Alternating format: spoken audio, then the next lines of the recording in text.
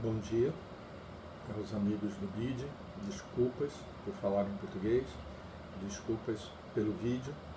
Antes de mais nada, cumprimentar o Carlos Pineda pela iniciativa de organizar esse fórum internacional. Vejo aqui que será o primeiro e espero poder ter a oportunidade de participar de vários outros. Eu, lamentavelmente, tive um problema de voo, minha conexão era por Houston, e se me permitem algumas palavras sobre o tema que me pediram para comentar sobre o Brasil, até associaria um pouco esse caso, né? Você com antecedência compra um voo e você fica esperando que dê tudo certo, atrasa um dia, atrasa 2 dias, atrasa 3 dias, e eu diria que a situação brasileira, o sistema tributário federativo brasileiro é algo parecido com essa experiência que eu tive que viver.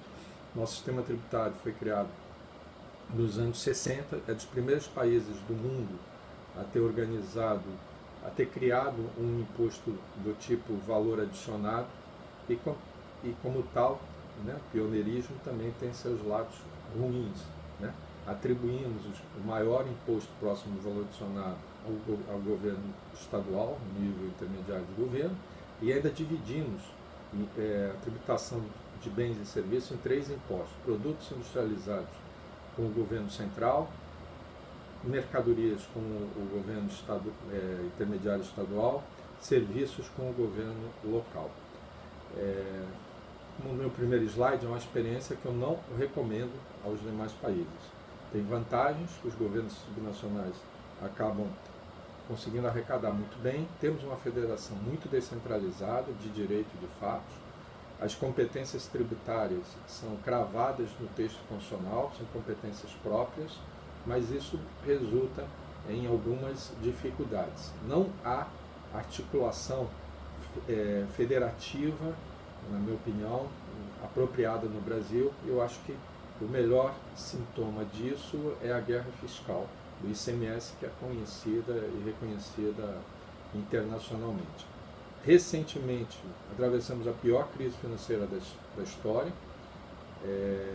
seja a economia em recessão, seja os governos estaduais, muitos deles em falência aberta, e nem isso tem levado a melhorar a articulação entre os governos. Os estados não conseguem se organizar, por exemplo, num colegiado, e, principalmente, a qualidade da nossa tributação se deteriora ainda mais do que já tinha antes, né? E agora com o agravante de queda da carga tributária, né? Conforme o nosso segundo slide aí, o nosso federalismo é cada vez mais competitivo, não é cooperativo, e é curioso que foi imposto de cima para baixo, não foram os estados que se uniram, né, para criar uma federação, e sim o Império Português, que quando se desfaz, se estrutura como uma federação. Não temos mecanismos institucionais de articulação intergovernamental. O próprio governo central não tem um órgão encarregado especificamente disso. E o único caso em que temos legalmente uma sistemática de coordenação é um caso específico, único, que envolve a gestão interestadual do ICMS, né, do Imposto sobre Fronteiras, e que as decisões de reduzir ou isentar impostos de um estado para outro tem que ser tomado por um colegiado de secretários, que é o CONFAS. E, ironicamente, a guerra fiscal é os estados ignorando esse próprio colegiado, porque não levam as decisões de investimento ao colegiado e, por diferentes formas, acabam tomando ela por si, né? A longo prazo, nosso terceiro ponto, nós temos muito mais uma crise estadual do que federativa. Os governos estaduais vêm perdendo participação no bolo da receita tributária brasileira. Nos anos 60, antes dessa reforma, tinha cerca de 30%, hoje caiu para 25% a sua participação no bolo total, e os municípios, que saem de 5%, hoje já estão em 21%. Se chega ao ponto de perguntar se estamos virando uma federação das cidades, né? No quarto slide a gente mostra a divisão atual, e ela é muito mais municipalizadora do que descentralizadora. Diretamente os municípios geram 7% da receita tributária brasileira, depois das transferências sobem para 21%.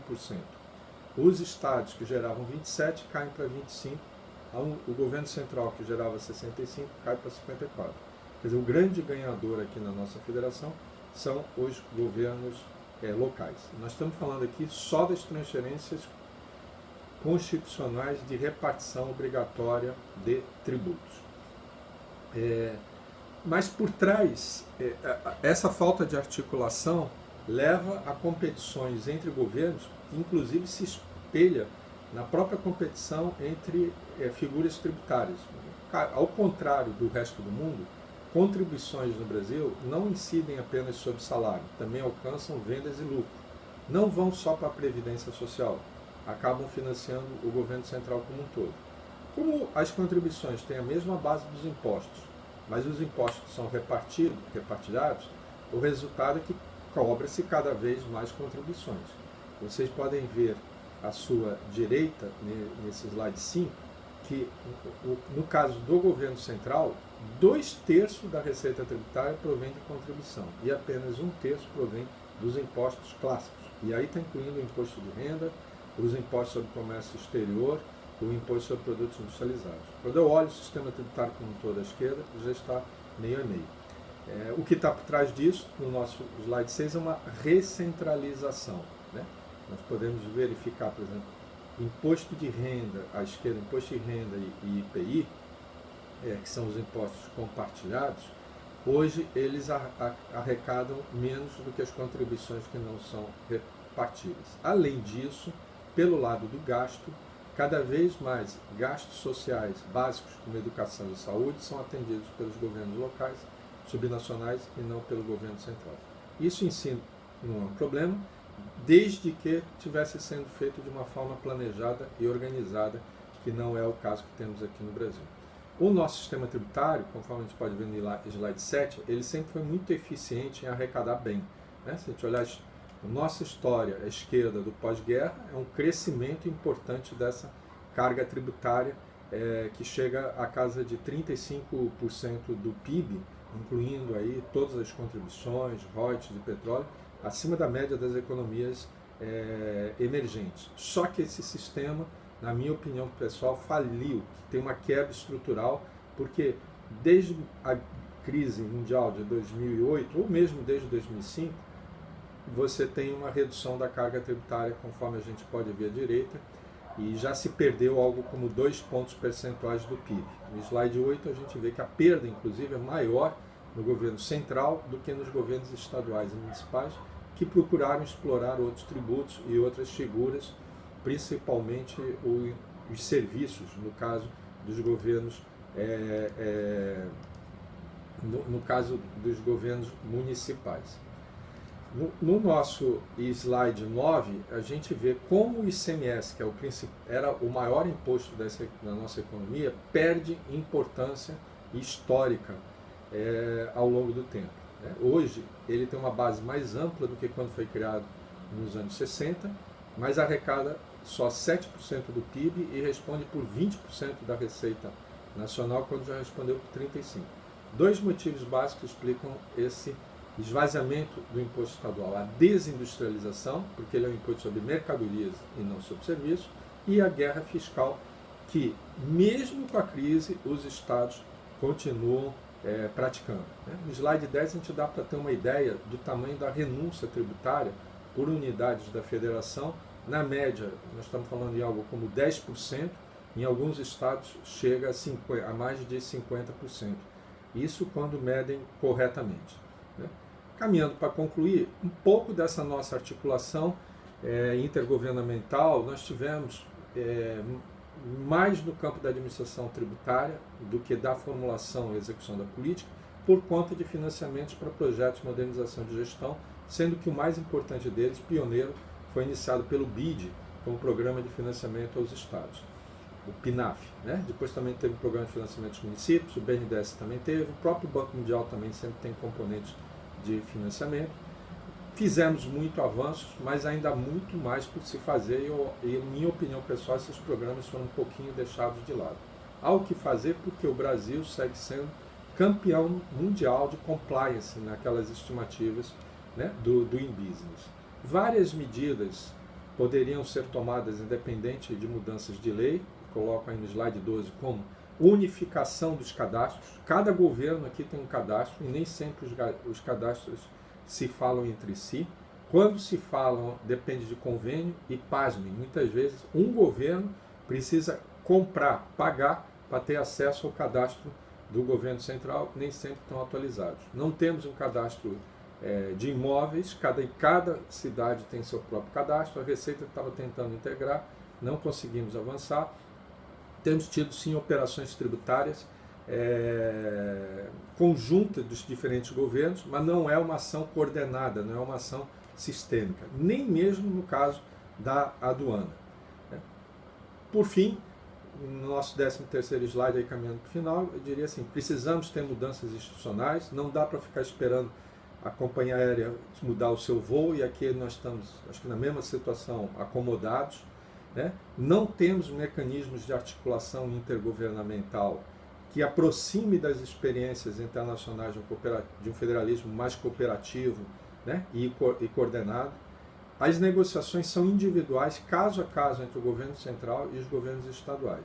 E eles só agora chegaram a fazer um esboço de criar um colegiado de governadores, mas até o momento isso não avançou.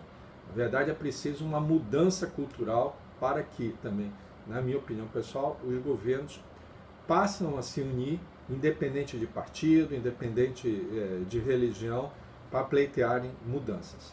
O 12º slide, isso é muito importante porque, mais do que uma crise federativa, nós vivemos uma crise estrutural do papel dos estados na federação brasileira. Não é só uma crise financeira e temporária, você não sabe o que tem a fazer com esses estados. Por isso que concluo aqui, queria agradecer mais uma vez a oportunidade, espero que consigamos de falar por vídeo, espero em outra, lamentar o português, espero em outra oportunidade estar presente, mas, de novo, por último, dizer que acho que assim, a experiência brasileira de articulação intergovernamental para melhoria de ingressos tributários deixa muito a desejar, né? São experiências pontuais e isoladas em que pese ser um país bastante descentralizado. Creio que fóruns como esse podem vir a nos dar lições e experiências mais avançadas, sobretudo no momento em que o mundo caminha para uma revolução tecnológica tão grande e as finanças públicas e a tributação também deverão ir lá. Muito obrigado.